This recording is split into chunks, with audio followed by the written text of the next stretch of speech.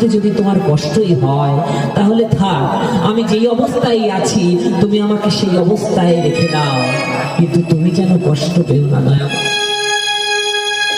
আমি চাই না তোমার যাতে কোনো কষ্ট হোক।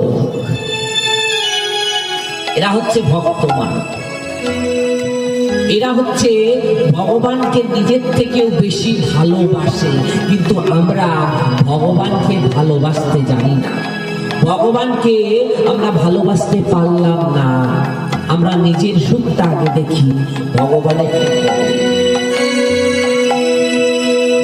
আমরা চাইতে ভুল করে ফেলি।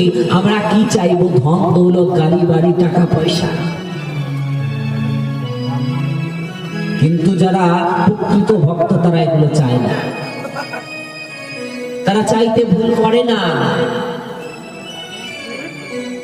যারা একবার বৈষ্ণবের সান্নিধ্য নিয়ে গুরুর কৃপায় ভগবানের চরণাশ্রয় করে ভজন মার্গে হাঁটা শিখেছে, তারা যদি কোনোদিনও ভুলবশত ভগবানের কাছে এইসব সাংসারিক মোহমায়ার বস্তু চেয়ে বসে, ভগবান তাদেরকে সেই বস্তু দেয় না।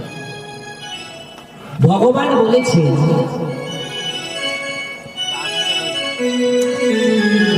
আমি বিজ্ঞ জীব মূর্খ, বিষয় কেন দেব? সচরণ অমৃত দিয়া জীবের বিষয়কে ভুলাইব। জীব তো জানে না, জীব তো বোঝে না, তার এই বিষয় বাসনা মোহ দিয়ে সংসারে আবদ্ধ থেকে তার তো উদ্ধারের রাস্তা সব বন্ধ হয়ে গেল। সে তো বুঝতে পারছে না, কিন্তু আমি তো জানি, আমি তো বুঝি, আমি তো বিজ্ঞ। তাহলে আমি জীবকে সেসব কেন দেব?